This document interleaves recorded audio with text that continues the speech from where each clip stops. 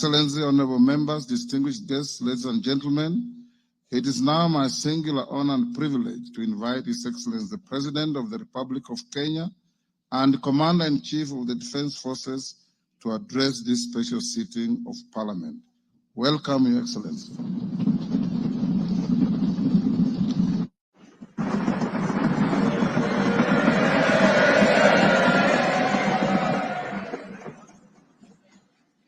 Thank you very much, Mr. Speaker. The Honorable Speakers of Parliament,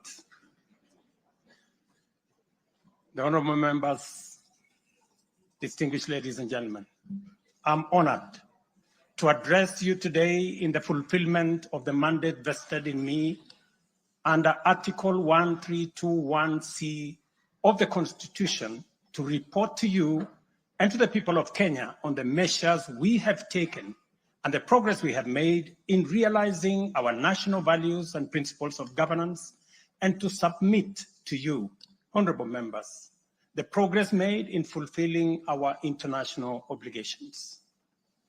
Since my last address, Kenya has undergone rapid change, occasioned by the collective awakening of the people in the understanding that the state of nation depend on the work we do individually and collectively.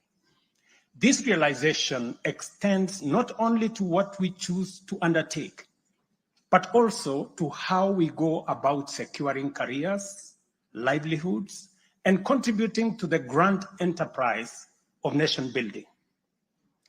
There has never been doubt, and now there is none whatsoever, that Kenya is a land of bold ambition, with our citizens always desiring and insisting on the best possible standards, not only for themselves, but also for their families and for our nation.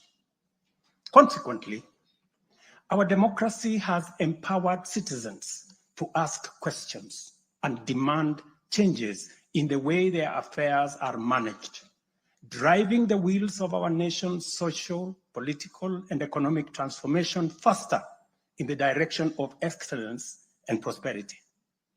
Rare are the times when leadership is ahead of the people. We are always striving to steer the machinery of state and government to keep pace with the aspirations of our citizens. We have learned through the hard as well as the more customary ways that listening is a full-time occupation of leadership, and that all questions asked by the people must be answered thoroughly and in full. We have learned never to take anything for granted and make every effort to call all our people, to carry all our people along with us in the pursuit of our transformation.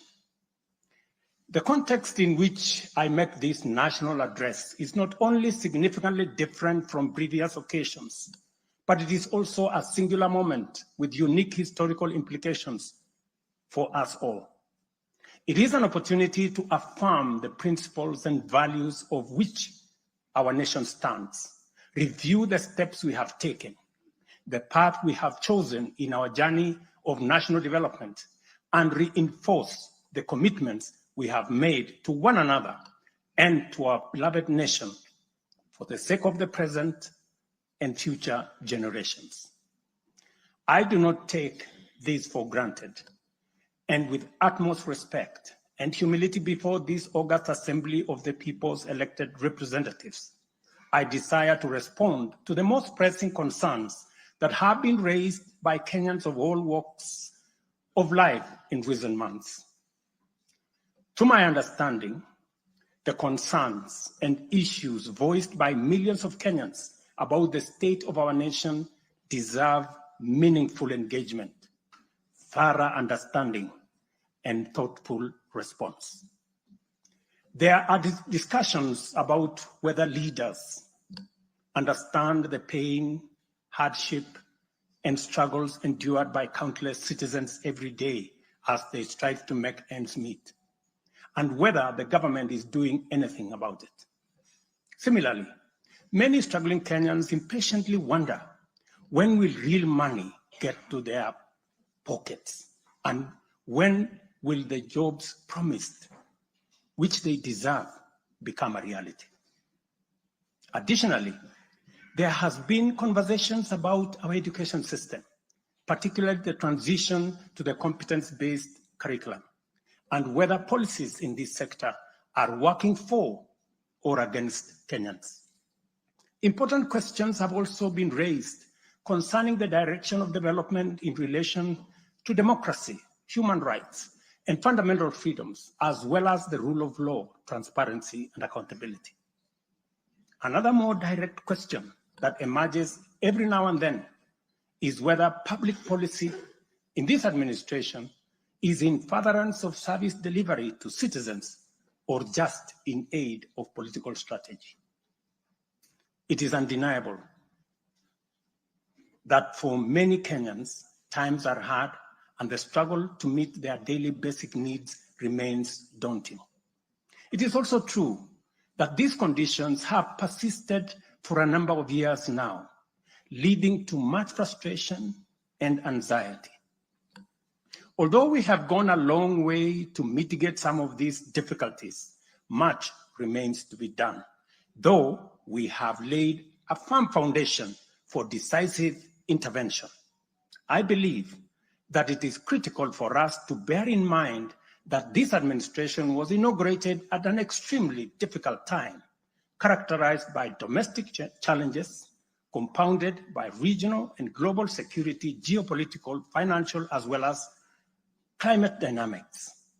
As a result, in 2022, the country's total debt burden was not only immense, but it was also stacked up in the most burdensome manner, leaving very little room for investments in public service or development of critical infrastructure. The prices of basic food commodities soared as a result of a combination of prolonged drought, declining local productivity due to inadequate support, and disruptions in the global supply chain caused by the war in Europe. Kenya faced a crossroads of extremely difficult choices, where defaulting on our obligations would have significantly worsened an already perilous situation, and more borrowing was not an option. It was therefore essential for us to drastically reduce expenditure, mobilize as much as possible resources domestically, and curtail waste. As I informed the nation then, matters were going to get more difficult before they could get better. And we all had to tighten our belts and work hard under very unforgiving conditions.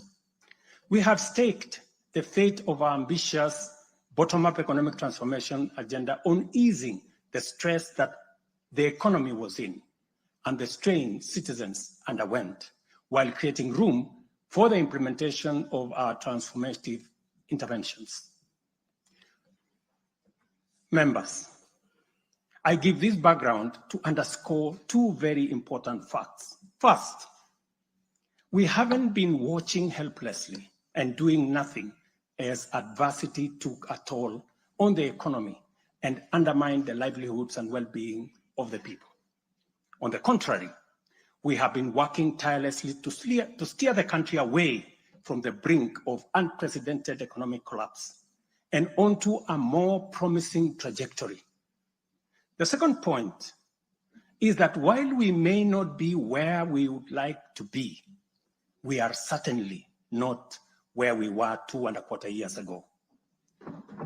At the same time, the cost of living was substantially high, with prices of basic commodities beyond the reach of many households. Today, I'm proud to report that the macroeconomic indicators point to a positive turnaround and an upward trajectory. Allow me to highlight a few milestones that underscore this progress. The shilling has stabilized significantly, appreciating from Kenya shillings 162 to the dollar in February 2024 to Kenya shillings 129 today. a remarkable gain of 20%. This recovery has restored confidence in our financial markets and significantly reduced the cost of servicing external debt, creating fiscal space for our development imperatives. Inflation has declined dramatically from 9.6% in September 2022 to 2.7% in October this year, the lowest rate in 17 years.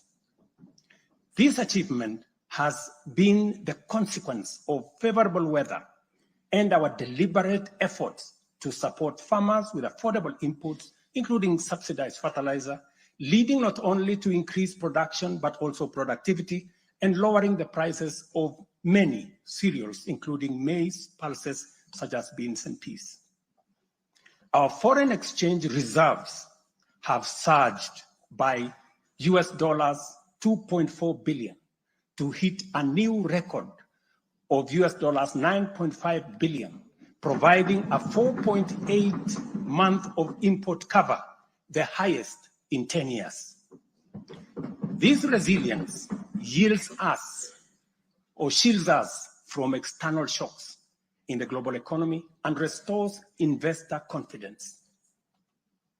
Ladies and gentlemen, interest rates are also trending downwards, reducing borrowing costs and freeing up fiscal space for growth-enhancing initiatives by business. Tax revenues have grown by 11.5% in the year to June 2024, reflecting the success of our tax-based expansion measures. The economy continues to grow steadily, recording a 5.6% growth rate in 2023, among the highest globally. We project 5% growth this year and 5.6% growth next year. Honorable members, our efforts to secure food security and stability are already bearing fruit. Since February, we have distributed subsidized fertilizer to 6.45 million registered farmers in 45 counties, enabling them to increase their yields. And this year, we have procured and through e-vouchers distributed 7 million bags of both planting and top dressing fertilizer to boost food production across the country. This intervention will see a projected increase in maize production, for example, to a record 74 million 90 kilogram bags. We have also concluded long-term agreements with 11 suppliers of assorted fertilizers so as to make this commodity available all year round. Fertilizer for the long rains season will be stocked in outlets nationwide, ensuring our farmers are ready to plant, grow, and produce. This forward momentum will not only increase our agricultural output, but also reduce our reliance on costly food imports, securing a more self-reliant and a more prosperous Kenya. This approach, rooted in my administration's policy to support production rather than subsidize consumption, has already made food more accessible, more affordable to many households. Today, Kenya boasts substantial national stocks. 47 million bags of 90 kilogram bags of maize are in our stores. 8.8 million bags of beans, 10.4 million bags of wheat, and 2.1 million bags of rice. Slowly but surely, we are building a food-secure Kenya, where families need not to worry or worry less about their next meal. In the sugar sector, we have achieved a historic milestone. All 17 sugar factories across Kenya are now operational, producing at impressive levels, while 4 new sugar factories are under construction. In July alone, domestic sugar production reached 84,000 metric tons, surpassing the national monthly consumption average of 40,000 metric tons. For the first time in recent history, Kenya is producing enough sugar to meet our local demand. This success is attributed to many factors: subsidized fertilizer for sugarcane farmers, an additional 500,000 acres that has been brought under production, and improved management of the sugar sector, which have revitalized production and brought the industry back to life. I just signed, as you know, the new sugar laws to provide further policy guidance as we seek to be a sugar exporting country shortly. In the coffee sector, we are on track to increase exports from 51,000 metric tons this year to 150,000 metric tons by 2027. The government has also raised disbursements from the Cherry Advance Fund from 2.7 billion to 6 billion Kenya shillings, complemented by an additional disbursement of 1.5 billion by the Commodities Fund. Average prices at the Nairobi Coffee Exchange have risen by 25%. And in the last financial year, the country produced and exported 48,000 metric tons, earning farmers Kenya shillings 25 billion. Additionally, 320,000 bags of fertilizer have been allocated specifically for the coffee sector. And we will be working with cooperatives to make sure this fertilizer is distributed at the nearest possible destination to the farmers. These interventions are expected to boost smallholder farmer earnings from Kenya shillings 300,000 to 500,000 per acre annually by the year 2027. The dairy sector remains a vital value chain with a quick turnaround impact on households in the economy. The government of Kenya has released and you members approved 3 billion shillings to modernize the new KCC, ensure farmers are paid on time, and maintain a high price of Kenya shillings 50 per litre. As a result, intake to KCC has increased from 100,000 litres a day to 220,000 litres a day by last month.